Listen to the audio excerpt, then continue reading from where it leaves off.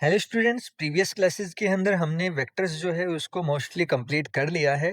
आज जो क्लास होगी ये लास्ट क्लास होगी। इसके बाद नेक्स्ट क्लास के अंदर हम लोग इससे रिलेटेड क्वेश्चंस करेंगे जो कि जेई और नीट के अंदर पूछे जाते हैं। तो सबसे पहले हम देखते हैं कि हमारा जो कोसाइन है ये कौन सा लो देता है। तो सबसे पहले मैं यहाँ पे क्या करता हूँ, एक ट्रायंगल बना लेता हूँ जिसकी कोई 3 साइड्स हैं। उन साइड को मैं नाम दे दूंगा ए बी सी। तो ये रहा ए, ये रहा बी, ये रहा सी। मैंने कहा ए के सामने वाला जो एंगल है वो अल्फा है, बी के सामने वाला जो एंगल है वो बीटा है और सी के सामने वाला जो एंगल है वो गामा है। तो ये 3 एंगल हो गए और 3 साइड हो गई। अब यहाँ से क्या होगा, हमारे पास कोस की 3 वैल्यूज आएंगी, कोस अल्फा, कोस बीटा और कोस गामा।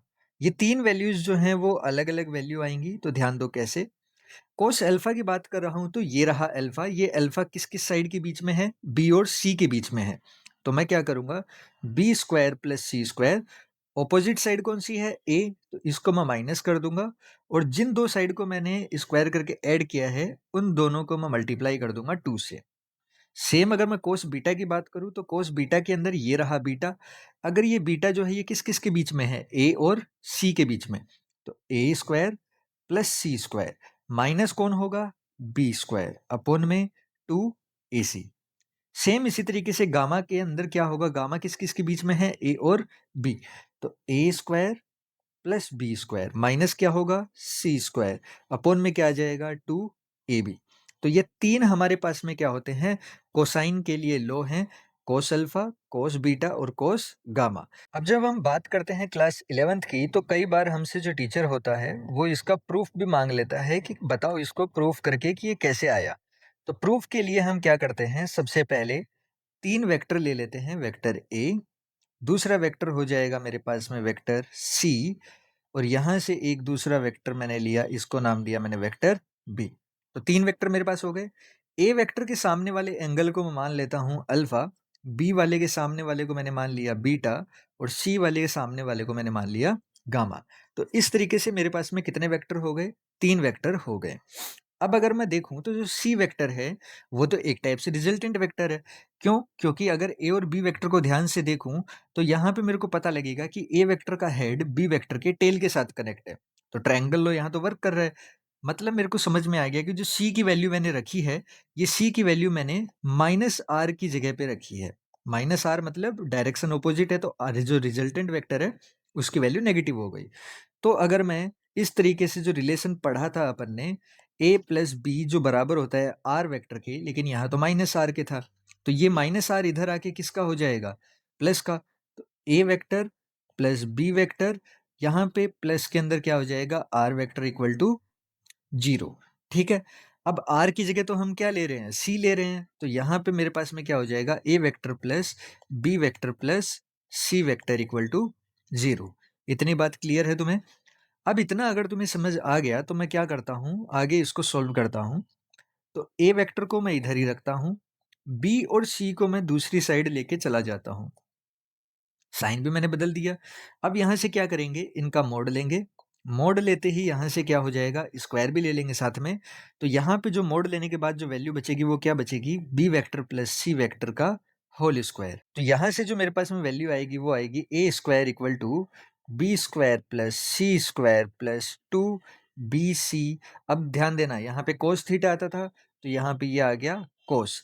लेकिन जब हम बात करेंगे बी और सी के बीच की, तो ये रहा बी, ये रहा सी, इन दोनों के बीच में एंगल है अल्फा। यहीं पे तुम गलती करोगे। जब भी हम दो वेक्टर के बीच का एंगल निकालते हैं तो वो दोनों के दोनों वेक्टर या तो टेल के अंदर जुड़े हुए होने चाहिए या फिर वो हेड से हेड में जुड़े हुए होने चाहिए।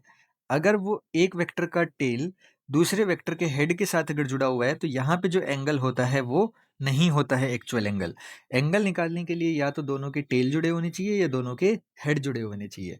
तो मैं क्या करूंगा, इस बी वेक्टर को क्या करूंगा, एक्सटेंड कर दूंगा थोड़ा सा आगे, पैरेलल शिफ्ट कर दूंगा। तो एंगल जो है वो एक्चुअल में ये है एंगल।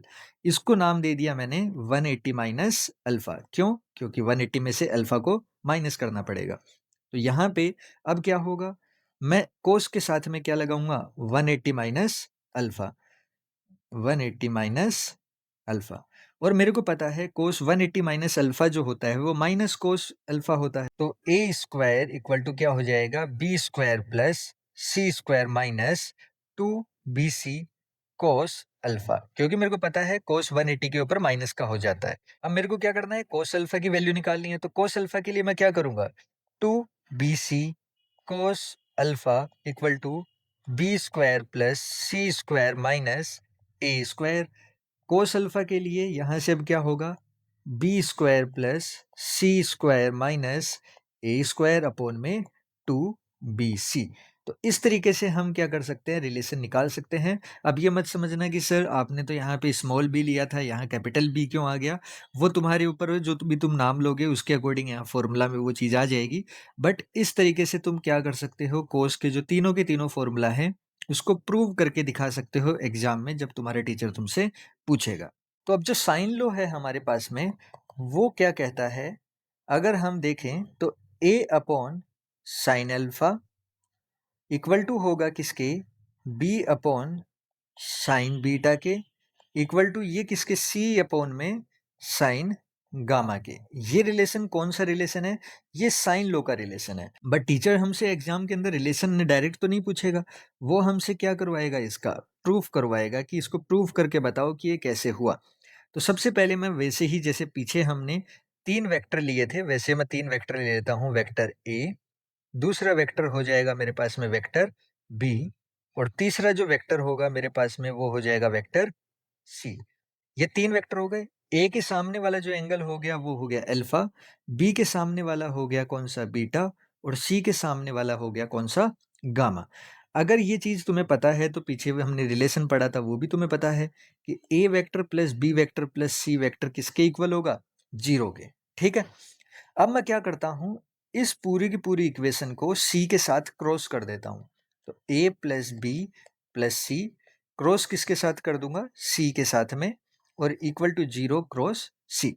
इतना करने के बाद अब ध्यान देना, अगर डिस्ट्रीब्यूटिव लॉ अगर तुमने पढ़ा है तो उसमें क्या होता था कि सी अगर बाहर है तो सबके साथ माना जाएगा।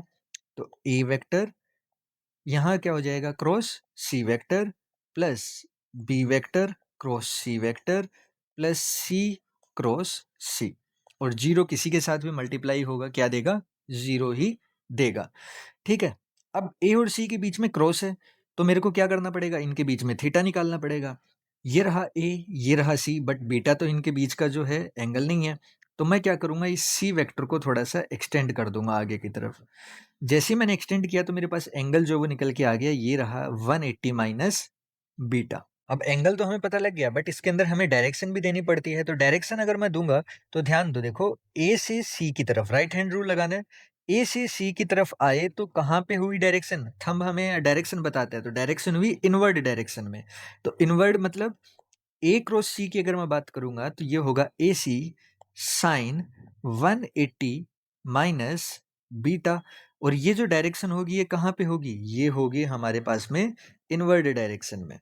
सेम अगर मैं बात करता हूँ बी क्रॉस सी के लिए तो यहाँ हो जाएगा बी सी साइन, अब बी सी कौन सा है, ये रहा बी, ये रहा सी, तो यहाँ पे जो एंगल बनेगा वो हमारे पास क्या बनेगा, 180 माइनस अल्फा।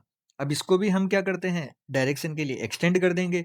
अब जो एंगल है वो कहाँ से कहाँ है, बी से सी की तरफ, ये रहा एंगल 180 माइनस अल्फा। तो यहाँ पे जो डायरेक्शन होगी वो कहाँ से कहाँ होगी, बी से सी की तरफ। बी से सी की तरफ राइट हैंड रूल लगाओगे तो जो कर्ल फिंगर है वो बी से आ रही है सी की तरफ, तो थंब है बाहर की तरफ, तो यहाँ पे जो डायरेक्शन होगी वो कौन सी होगी, डायरेक्शन हमारे पास में निकल के आएगी आउटवर्ड। और हमने पढ़ा है सी क्रॉस सी तो होता है 0, इक्वल टू में भी क्या रह जाएगा, 0। अब हमें क्या करना है, एक डायरेक्शन है इनवर्ड, एक डायरेक्शन है आउटवर्ड, मतलब किसी एक डायरेक्शन को हमें या तो पॉजिटिव लेना है या फिर नेगेटिव लेना है। तो मैं क्या करता हूं, ए सी साइन थीटा को तो रखता हूं पॉजिटिव, और दूसरी वाली जो वैल्यू है उसको मैं बना देता हूं क्या, नेगेटिव। यहां से हमारे पास में एक वैल्यू पॉजिटिव हो गई और एक वैल्यू नेगेटिव हो गई। अब अगर 180 की मैं बात करूं तो साइन चेंज नहीं होता और साइन पॉजिटिव होता है, तो यहाँ पे आ जाएगा ए सी साइन बीटा, यहाँ पे हो जाएगा minus B C sine alpha equal to 0। अब इस वाली टर्म को मैं इक्वल टू के उधर लेके जाता हूं, तो ए सी साइन बीटा इक्वल टू हो जाएगा बी सी साइन अल्फा के। अब इसके अंदर क्या होगा, हमें तो रेशियो निकालना है, तो सी से सी हो गया कैंसिल, यहां से बचा क्या, साइन बीटा, ठीक है। इसके मल्टीप्लाई में क्या है, ए, और इधर क्या बच गया, बी साइन अल्फा।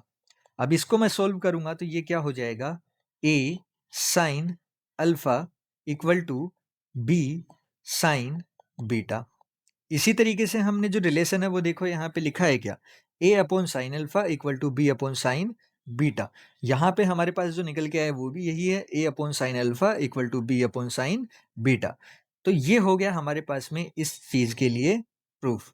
अब आगे वाले जो दो प्रूफ है वो इजीली तुम इसी तरीके से निकाल सकते हो। तो आज की वीडियो के लिए बस मैं इतना ही रखता हूँ। नेक्स्ट जो क्लास होगी हमारी उसके अंदर हम लोग जो क्वेश्चंस है वो प्रैक्टिस करने वाले हैं, जो कि हमारे जेई और नीट के अंदर काफ़ी ज़्यादा पूछे जाते हैं और बार बार रिपीट होते हैं। उन क्वेश्चंस के अंदर हम लोग प्रैक्टिस करेंगे। Thank you.